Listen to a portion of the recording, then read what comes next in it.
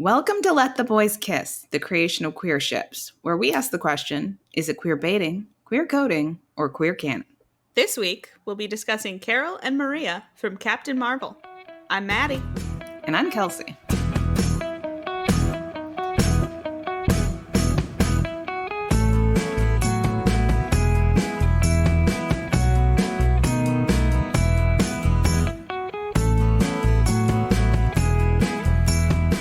We have ladies again. Captain Marvel, finally some ladies. We've been looking to do more Fem/, and this one came to mind. And we were like, you know what? We both want to do this episode, and it's feeling kind of timely, given the release of The Marvels. Yes. So why not? So we are recording this before the release of The Marvels. We have plans to do a short addendum, which we will identify if something interesting happens Just in The in Marvels. case she spends the whole movie making out with ladies, which I'm sure is going to happen. Fingers crossed. You can always hope. So, for context, we're pre The Marvels in our recording. But who are we talking about then? We're talking about Carol Danvers, who is Captain Marvel, and Maria Rambeau, her bestest, closest friend. Yes. And the sources we are looking at are the 2019 film, Captain Marvel. Yeah, pretty easy watch list for this one. We should say we've both seen it. It would be pretty funny to come into this episode like I didn't watch the movie. Oh no, I forgot. Didn't watch it. Now we've both seen it. Okay. So, why might people ship these two ladies? What a good question. Let us talk Thank about you. what happens in this movie that might lead people to suspect they're more than friends. So why don't you situate us in the world of Captain Marvel? Okay, when we meet Captain Marvel, she thinks she's an alien. She thinks she's a Kree. She's living on the Kree homeworld of Hala, hanging out with her Kree buddies, fighting a war against the Skrulls, as you do. And she keeps having these flashbacks or something where she is seeing other people that she doesn't recognize. They also have this artificial intelligence that runs their society, and it's supposed to appear to you as someone very meaningful to you. And it appears to her as a lady she doesn't know. And so she's like, I don't remember my past. I woke up here on the Kree homeworld. They were like, you're a Kree. Come fight with us. And also she has glowy laser hand powers. Yep. And she's like the only one who has those. And they're just like, we gave them to you. You're special. Yeah, that's like a cool thing that we gave you, and it's totally normal. Don't worry about it. So through a series of events, and I guess spoilers for Captain Marvel, she's actually a human. Spoilers always. She's a human from Earth. From Earth? Yeah. And so through a series of events, she coincidentally ends up back on Earth. And a portion of this film is really her uncovering her past, who she is, the type of person she was and is and wants to be. And that's sort of like the overarching, origin story. It's about self-discovery. Yeah, the origin story. We gotta get to know her, know what she's about. So when she starts to uncover her past, she finds there's only one person who might know something about who she is. Rambeau. So she and her new friend, Nick Fury, hell yeah, have to go and find Maria to ask some questions about, what was going on when she disappeared. That's sort of where we are when we meet. So about halfway into the movie, we finally show up at Maria Rambeau's house to get some answers. And things are pretty charged right from the jump when they get to Maria's house. So she shows up here. They lock eyes, her and Maria. Maria's having a real oh shit moment. And Carol's like, I don't know what's going on. And so we start to get some backstory. The two of them had come up together as pilots in the military. They share some strong Top Gun style flashbacks to when they were at flight school together. And it turns out they were each other's best friends. Maria has a daughter. The two of them were basically co-parenting the daughter. And so they were very, very close. And we start to get a sense that it was really tough for Maria when Carol straight up disappeared on her, as you would expect. So then we get some pretty emotional conversations between the two of them, with Maria trying to handle the emotions of her being back, and Carol, who at the time thinks her name is Veers, trying to figure out, who the heck am I? So let's give them some quotes, because that's always a fun way to get into the Yeah. movie. And I don't know if it's worth saying before we get into the quotes that Maria does not appear to be just Carol's best friend. She appears to be her only friend and the only connection she still has to the planet, her and the daughter, Monica. Yep. And also, Monica's dad seems to not exist. Yeah, not just like not in the picture. You don't even get a throwaway line of like, here's what happened. There's no dad ever mentioned. No. There is Maria, there is her daughter Monica, and then there is her very close friend Carol. Okay. So, yes, this is an early conversation from early on when they've seen each other, and Carol is asking Maria to basically like fill me in on who I am and what we are to each other, that kind of conversation. So at first, Maria's telling her some stories about, when they were in flight school together, and we were very competitive, and we would each race our cars to the airfield to be the first one to get into the plane and that kind of thing. Just like lighthearted, here's what you were like. And Carol is getting a vibe from Maria, and she says, I know this must be hard for you. And then Maria says, oh, what, this part? Nuh-uh. No, what's hard is losing my best friend in a mission so secret they act like it never even happened. Hard is knowing you were out there somewhere too damn stubborn to die. And now you come out here after 6 years with your supercharged fire hands, and what you expect me to call you? I don't even know what, Veers? Is that really who you are now? And Carol says, I don't know. And they're both like on the verge of tears. It's a lot to deal with, It's very intense. It's a tough situation. Now, the Rambeau family of Monica and Maria have held on to all of Carol's stuff. Yeah. So literally everything she ever had in the world. Yes. It's all at Maria's house. When she passed away, I guess the military gave it to Maria instead of Carol's parents, who we'll get to might still be alive, but okay. And Monica brings it out. They're going through all of it. And there is a line of why we're maybe not checking in with Carol's parents to find out who she is, where Monica says, you didn't get along with your parents, so Mom said we became your real family.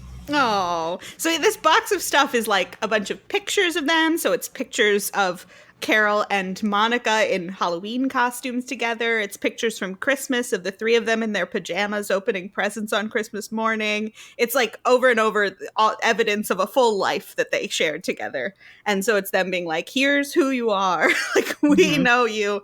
And this is you, Carol Danvers. And so, yeah, there is sort of this running thread of memories that Carol has of like a bad memory with her dad when she was a child that you see a few times. And then you get this clarifying moment here where it's like, you did not get along with your parents. And so we're your family. They're not your family, which honestly, queer coded backstory. But yes, I guess the movie also needed to explain, like, if you're trying to figure out who you are, you think you'd try to track down your parents. But I guess she didn't know her name. Yeah. I don't know. It's a stretch. And I don't know if she had a living will that told the military, give all my stuff to Maria. Do not send it to my parents. But that's all good. Okay, so, Carol's really struggling with this onslaught of information because it's a lot. Her entire identity is being shifted, right? From I was just a Cree out here Koreing. And now I'm also finding out that the Skrulls aren't bad guys? Yeah. Like, I don't know. My whole life is a entire lie. identity was, I'm a Cree, Skrulls are bad, I fight Skrulls. Now I'm finding out I'm not a Cree, Skrulls are good, Krees are bad. It's like a lot. It's like a lot. So, Carol's standing out in the field, looking off into the distance, not knowing who she is. And Maria comes up to her and helps her center herself. She says to her, you are Carol Danvers. You are the woman on that black box risking her life to do the right thing. Oh, I guess we should say, sorry. Yeah, we should say what the black box is, maybe. Yes. When Carol went down in the accident that both gave her her powers and ended up erasing her memory and getting her kidnapped, there was a black box in the plane, as there often is. And they'd recovered the black box and were able to sort of, was it like damaged? Did they need to decode it? No, the Skrulls had the black box. Had the black box. So the American military doesn't know what happened. The Skrulls have the black box and are like, there's something very important on this that we need your help to decode, which is why they have found Carol in the first place. Yes, thank you. And so it's through the black box that she learns, like, yeah, in fact, Kree are bad. She's been, one of her flashbacks with the person who was her mentor, she's been having a hard time figuring out who it was they were in conflict with.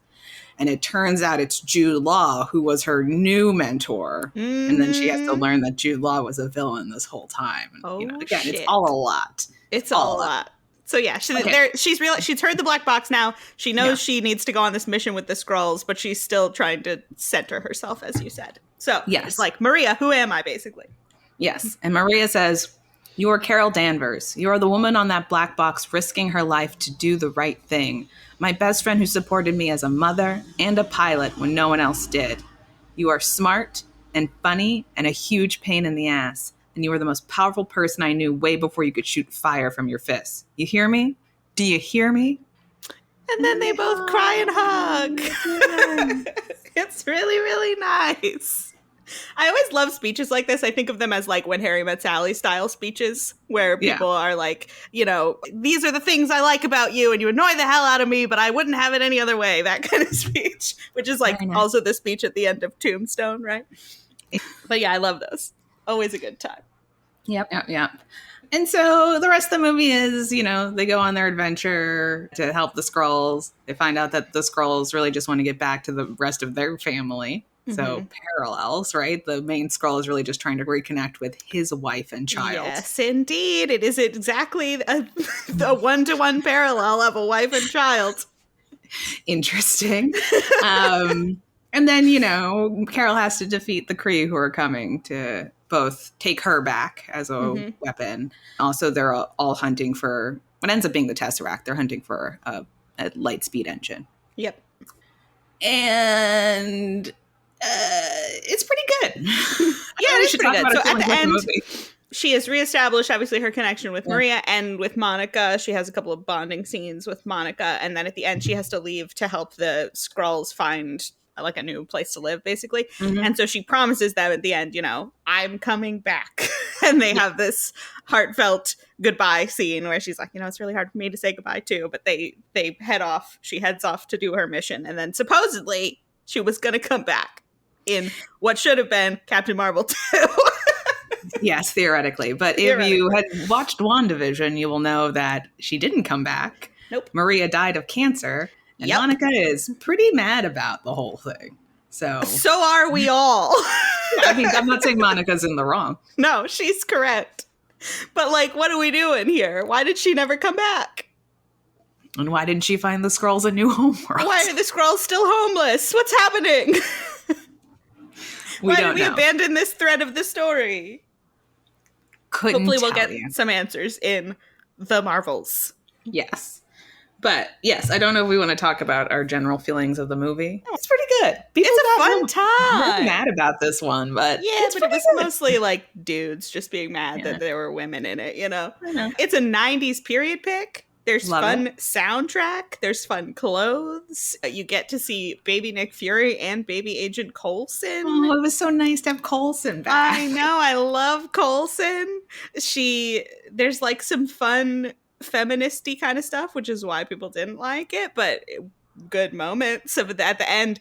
All along, Jude Law's character has been trying to get her to be able to fight him without her powers, and he keeps trying to say you need to prove that you could do it without your powers, that just as yourself. And so then at the end, when she's found out he's bad and she's about to fight him, he tries to pull the you need to prove to me that you could do it without weapons. Your powers.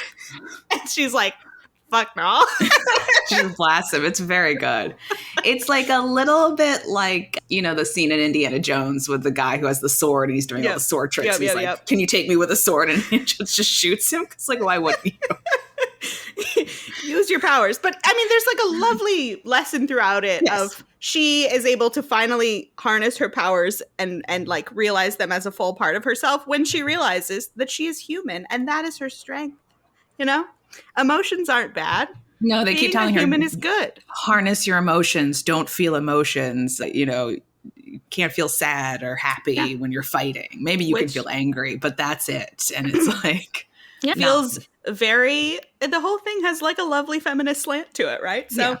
I see why people were mad, but those people suck, and this movie's fun. Yeah, it's a good time. Also, there's a kitty cat in it. Oh my god, the kitty cat. We have to mention the kitty cat. More movies. That's how you know it's a feminist piece, because there's Yes. a cat in the movie. Absolutely. And the cat is awesome. The cat has a sweet orange powers. He's a sweet orange boy, except when he is a vicious alien that can kill people. Yeah, but that's pretty good too. Yeah, it's awesome. He's exactly what you want him to be at any given time. Yeah. I love Goose. He's great. Oh, yeah. Okay, and I have to say, I mentioned it a little bit, but the explicit Top Gun stuff in this makes it feel twice as queer as the text of the movie. Like, the Top Gun references are so explicit. The shots of them in the flight school are direct references to Top Gun. And so then you're already thinking, like, Top Gun's a gay place. And here they are. And then they have named this cat Goose. Yeah. Mm-hmm. Which is not his name in the comics. It is a movie-specific choice. I think the other thing that we should say about this movie is, and we'll get into this with our quotes from the actors and the creators, but as far as we could figure out and remember, prior to this, there have been no sort of main Marvel characters. So people who got their own films, certainly within their origin stories, who did not have a love interest. Yeah, very interesting. Very interesting. And I think we can get you some answers, or at least some what they say are the explicit answers, and we'll read between the lines about why that is from the various people who were involved in making the film. So shall we give them some quotes? Yeah, let's get into what our actors and creators say, starting as usual with our actors. Indeed. So we have to start with Brie Larson, who plays Captain Marvel. And this is a quote that I saw all over the internet from her. So I think people were really making hay of this one. This is what she says about Carol and Maria. What they've gone through together, going through military training together, being the only women, and using each other to lean on each other, and using that support as a recognition of her experience is really special. Of course, I think they'd be friends outside of that, but that really tight-knit bond is family.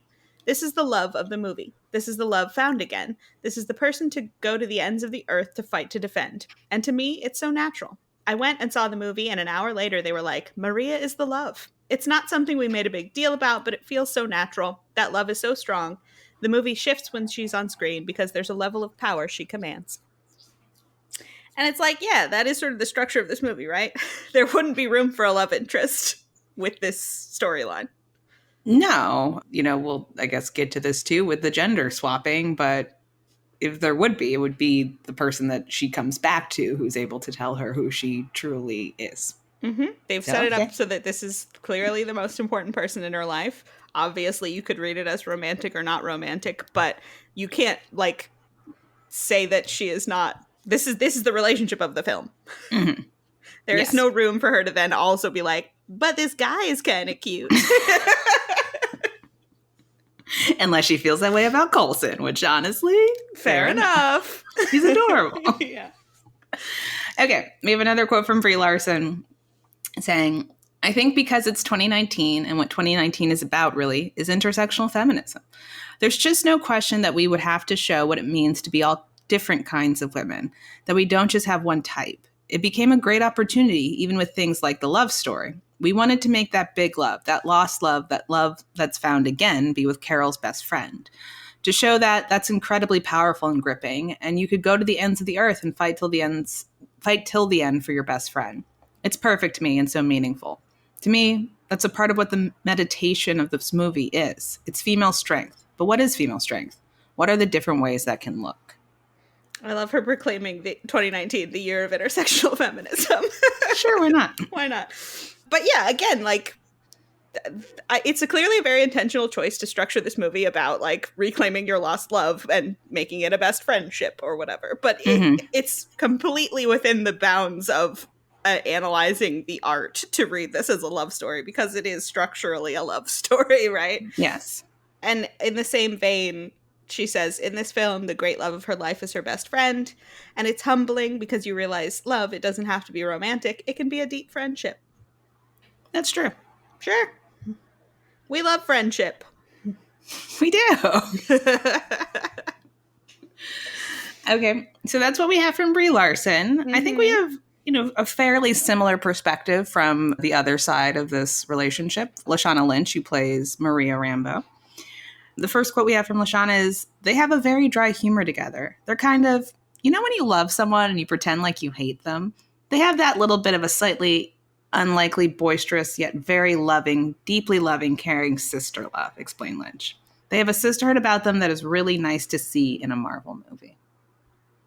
Mm-hmm. And she says, Carol Danvers is someone who is an aunt to my child. Like, she is family, and that's why her death takes such a big effect on her life, because she actually is her life. They're in a male-oriented environment and industry, and all they have is each other, those female fighter pilots. So yeah, they're extremely close. Extremely. So it's like, she's like, they're very close. It's a very important relationship. It's like, yeah. It's all interesting, too, because if you also think across the Marvel movies, there's not a ton of opportunities where women are just hanging out together. I mean, lots of men and a woman. Yes. They are, as like, on a meta level, they're also very much in a male-oriented environment. I think the only other examples that I can think of off the top of my head are like the literal sisters in Guardians, right? Gamora and Nebula. Mm-hmm. And then the Dora Milaje and all the women in Black Panther. Yep. Which is interesting, too. Yeah. Yeah. Yeah. Can we get like a Dora Milaje movie, by the way? I would love that. Cool as hell. I think Okoye should be everywhere. 100%. I love her. She's fabulous. Okay, so yeah, this is her talking about sort of the narrative structure of the movie. Her and Brie's character, Carol Danvers, are very close friends. They're best friends, in fact. She had to go through a lot of grief when Carol disappeared, and then suddenly she's back, and she has to kind of reverse that grief and make it work for this picking up of a friendship, which is kind of strange, but ends up really beautifully. Yeah. It is really, I think thinking about this story from her perspective is really interesting, because Carol has been wondering who she is this whole time, but like, it's been 6 years that Maria has been just dealing with the grief of losing this person. And so then trying to wrap your head around the fact that she's not gone is a lot to deal with when she shows up out of the blue. Yeah, that would be wild. Right? That would be wild as hell.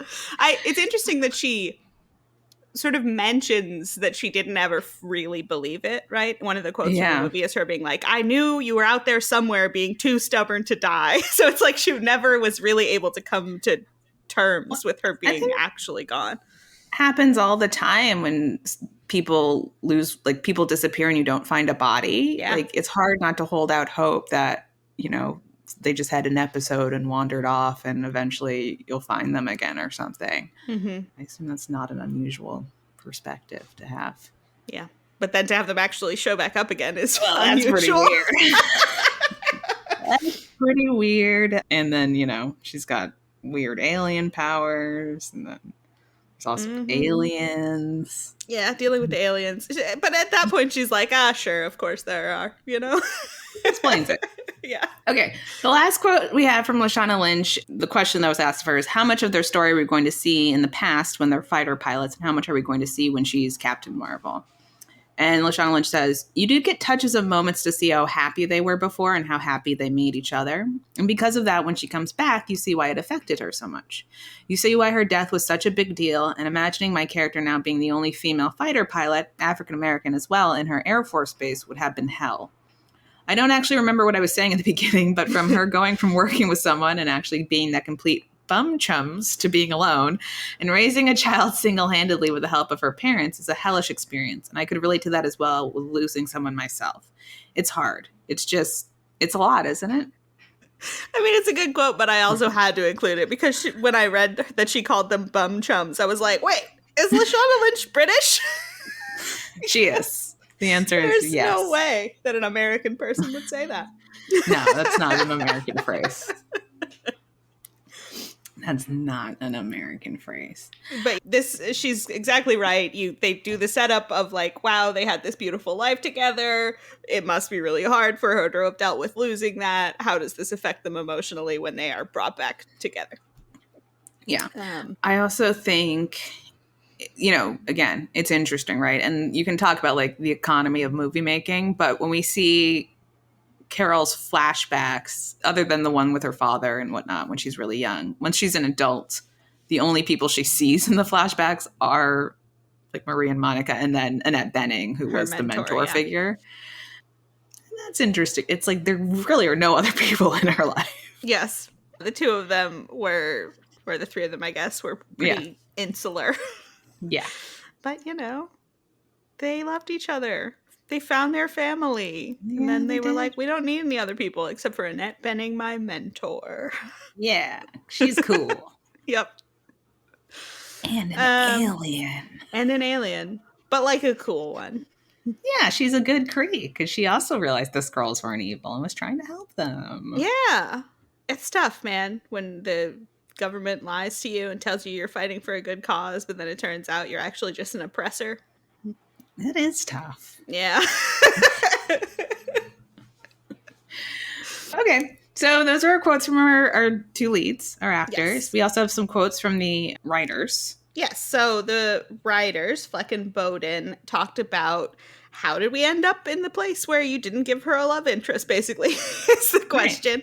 Right. And so they said, that was one of those things when we were in the writing stage and the sky was the limit and the movie could be anything. We were discussing, are we going to get into any type of romantic relationship with this character? It wasn't like there was a philosophical opposition to pursuing that storyline. It just came down to real estate in the story we were telling. We knew we were telling a story of self-discovery, and we wanted friendship and her friendship with Maria to be a huge part of that. There was no room for any romantic storyline for us. I know people have made their own conclusions about that, and I think that's part of the fun of making these movies, is that they become the audience's movies, and they get to create any kind of narrative they want for what's happening off the screen. For us, as storytellers, it's a friendship and a story about that and self-discovery. But for you, it can be whatever you want. Yes, exactly. So yeah, kind of like this is a Neil Gaiman-esque, the stuff on screen is canon and everything else is whatever the fuck you want it to be, Yeah. And if you think there's subtext there, more it might be. You. Yeah. Good answer, Fleck and Bowden. I like it. Okay, so that's sort of the content we have. Obviously, it's one movie, so there's not a lot of actual, stuff. Yeah, this is the thing we get into with all fandoms around movies. There's not that much content to interact with. And our actors, creators, everyone seems pretty in line with what's happening in the movie. Mm-hmm. Doesn't seem to be a lot of disagreement. Nope. So, what's the fan production around this? Not as high as I would like, is how I'll say it. There are about 2,600 total fic tagged Captain Marvel on AO3. 850 of them are tagged Carol/Maria. And interestingly, we'll get to this in a little bit, 100 of them are Valkyrie/Carol. But this particular ship, the Carol and Maria ship, does not even rank on the AO3 Femme/Top 100 ships.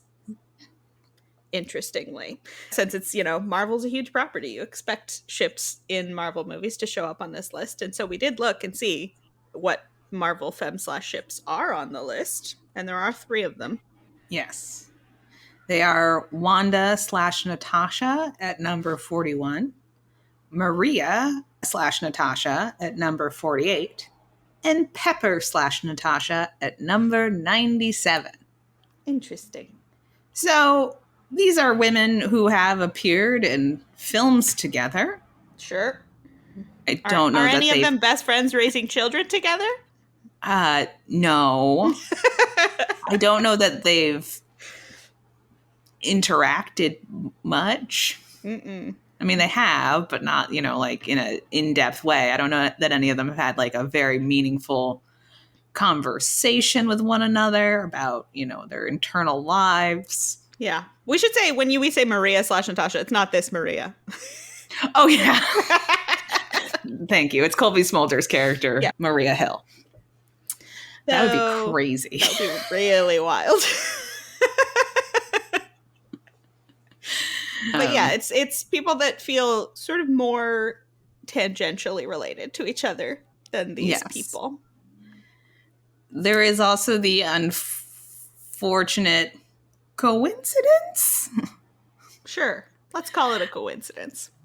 that, you could take this ship where these people do have a very emotional, intimate relationship, where one of them is a black woman, but it's not ranking on the top 100. It's all white ladies. Are you on the top one. suggesting that there might be some sort of Finn Poe situation here? I mean, I think I called it a coincidence. Okay, you're right. I shouldn't say that you're suggesting anything. You're just noting a thing that you noticed that might not have anything to do with anything else. Why not? Perhaps not. Just a thing that happened. And we're remarking upon it for no particular reason. Excellent. So. Moving right along. Yeah. All right, but this is the case. There are some fic, though, so there are fic for us to talk about. It's not non-existent. So although it's also interesting that Curry's also a woman of color. Yes. So Carol's up in that space. Yeah, well, we'll get to that in a bit.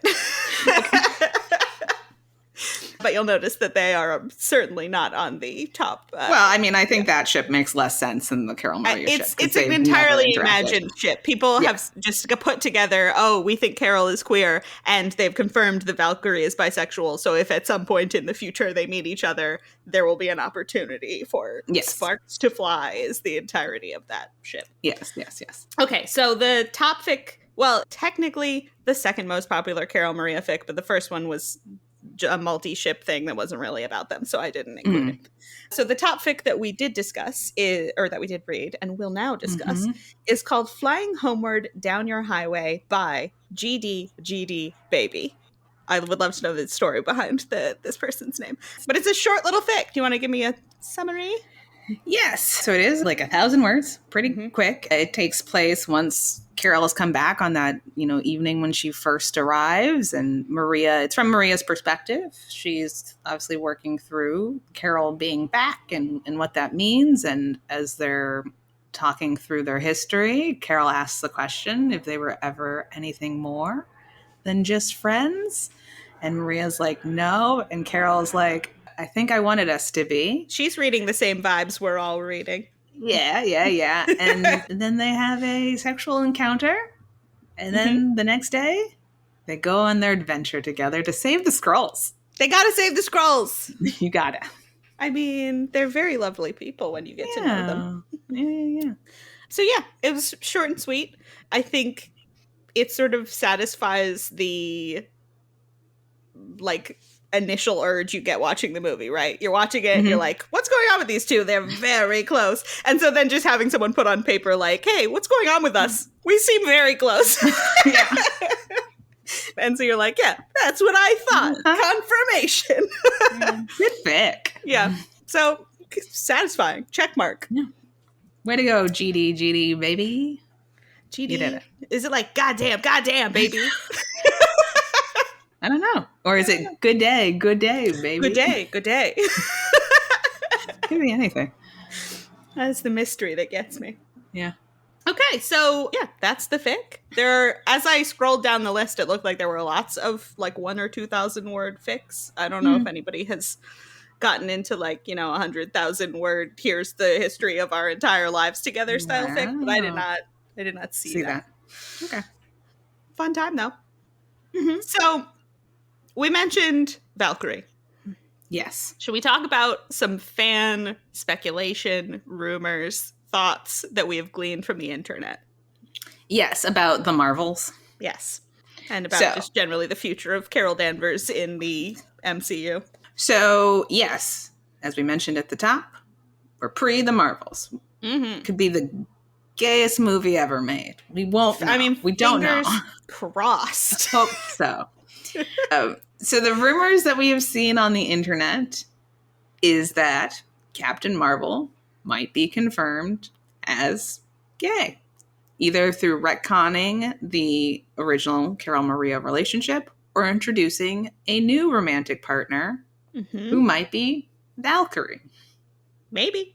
Because we're also hearing rumors that maybe Valkyrie's going to be in this movie. I don't know that that's been confirmed anywhere. I don't think that she is listed in the cast list, but it would not be unheard of. No, but I think one of the pieces of evidence in support is the woman who plays Ms. Marvel's mother posted a photo of herself on set, and there are headshots in the photo of people who are primarily in the movie. Well, yeah, they would have them there to be like, this is the cast that is, yeah. And Tessa Thompson's photo is there. So that's the indication that so unless they just felt like looking at Tessa Thompson, which I mean, more power to you. It does feel like there's a little bit of evidence there, which could be cool since people sense the confirmation of Valkyrie as bisexual, or potentially before that, have sort of been like eyeing this meetup between the two of them as a potential, thing that could happen that we're excited about. And not just, schmoes on the street people. This is something that's been commented on by Brie Larson and Tessa Thompson as like, wouldn't that be fun? Like Brie Larson retweeted some fan art of her and her character and Valkyrie together and tweeted at Tessa Thompson, "We cute." And Tessa was like, yeah, so like they're feeding into the speculation as well. Everyone's like, maybe. Could we get some queer ladies on screen together? It's an idea. Hope so. Now, to counter that, there's also been footage that has been leaked of Captain Marvel holding hands with a boy. Yuck, ew, gross. No, thank you. Now, what's funny about this is I first saw the headlines and people talking about, like, she's holding hands with a guy. Is this confirmation that they're dating? What could this be? And then other people were like, well, but it looks like it's in this scene that is on a planet where they confirmed that the people only communicate through singing, and there was some miscommunication about her being a princess, but maybe it's just because they were singing and didn't understand. Like, this is the level of speculation going on. Yeah. We saw the photos. It doesn't look to me like they're dating. I'll just say that. No, it looks like he's leading her into a ball. Yeah, it's that vibes. It's like they're being introduced as the Duchess and Duke of Kent at this ball, and he's bringing her in. It looks like there might be a musical number happening, is what it looks like. Which, great. I'm for it. Love a musical number. But it doesn't look like they're about to make out. Yes. Although I love like the level of rumors swirling from a hand holding. It feels very childish. Like, right? They're holding hands. Is this? Do they like each other? Are they sitting in a tree? KISSING? I don't know. Did you see Carol holding hands with a boy? Because if so, again, gross. He has cooties. Get away from him. Did she even get her cootie shot? I don't know.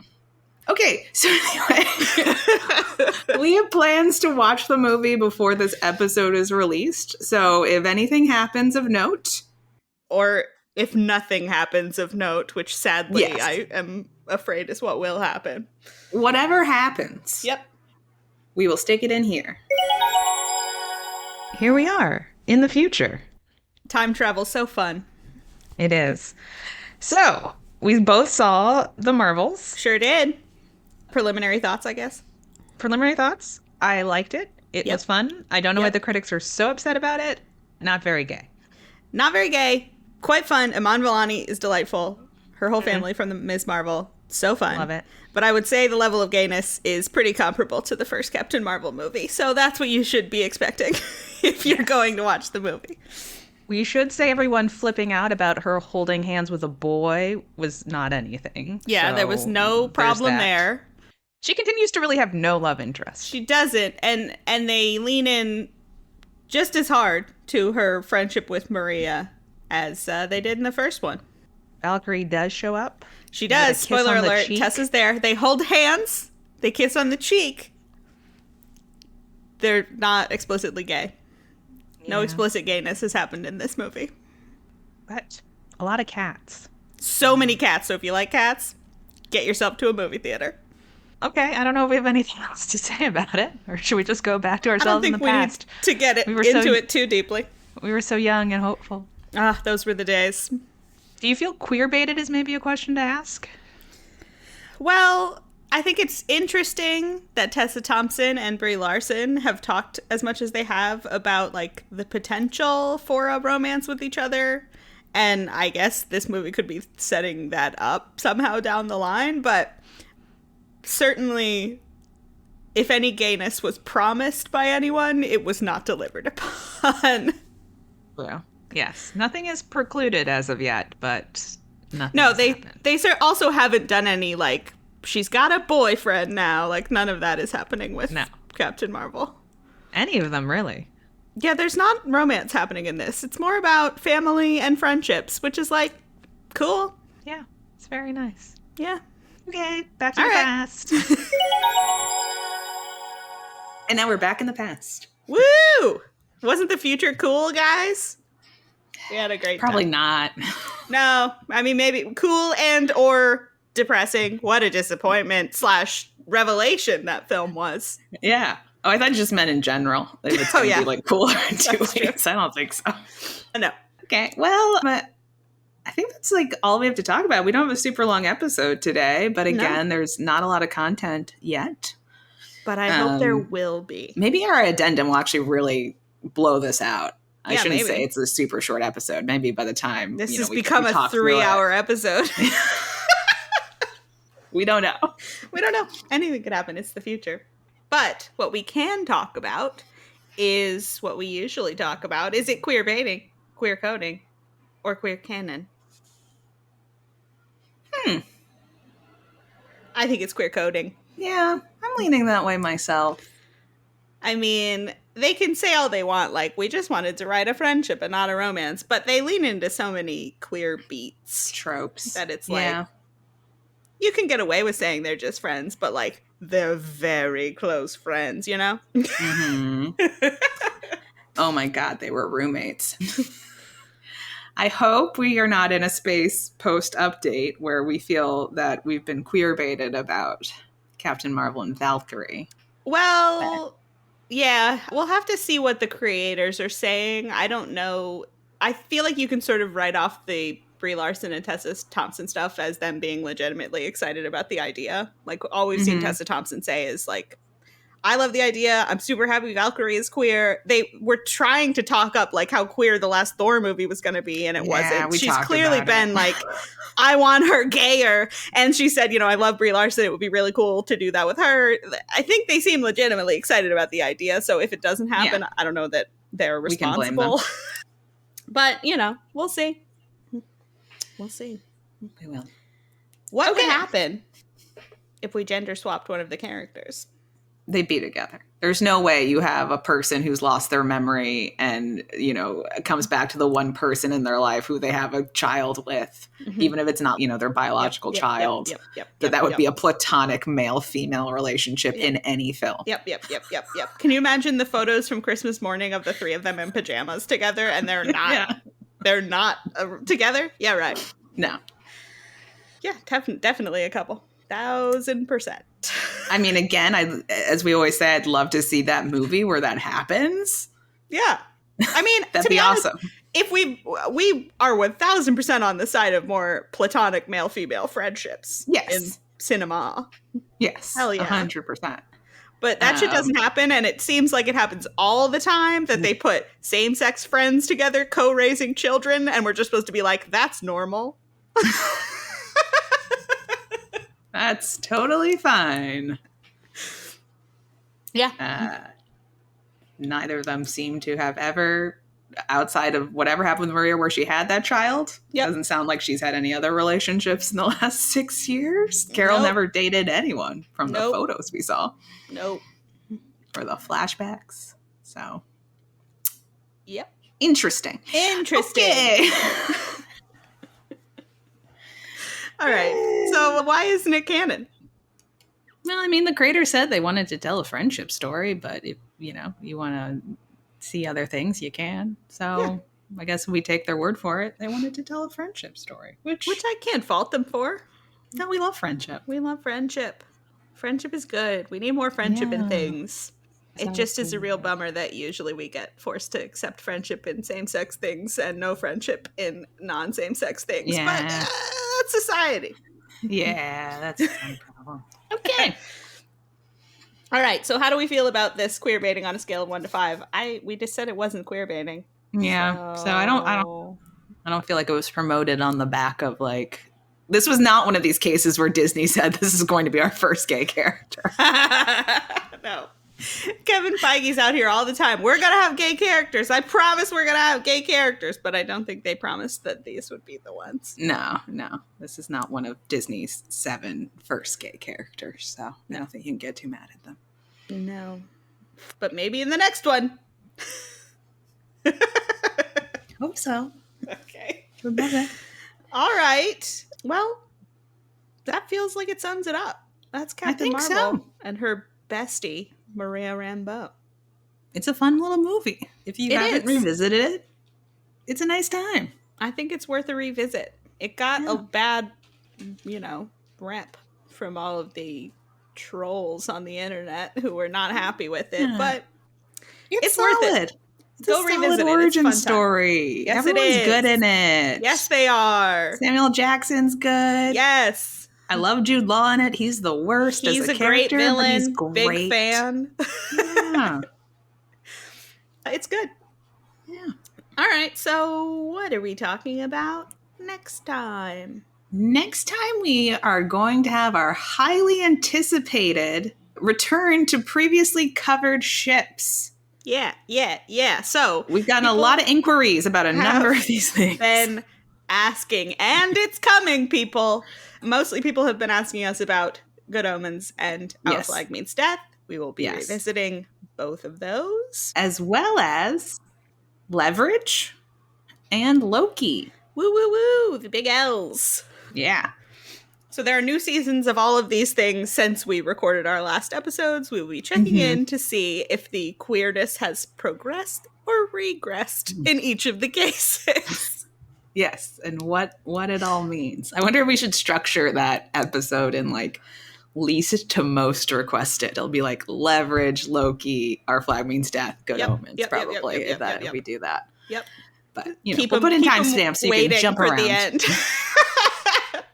Oh, we won't put in timestamps so you have to listen to the whole thing. Listen to the whole thing.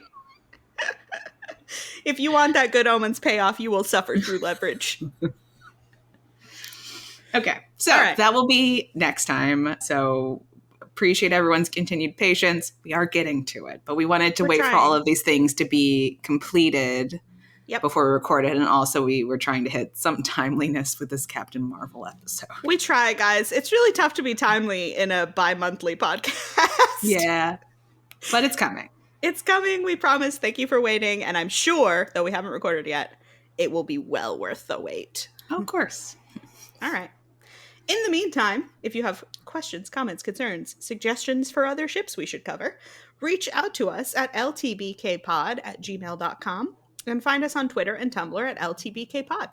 If you're enjoying the podcast, tell a friend, subscribe, leave us a review. Any or all of the above would be very appreciated. Our next episode will be out in January of 2024.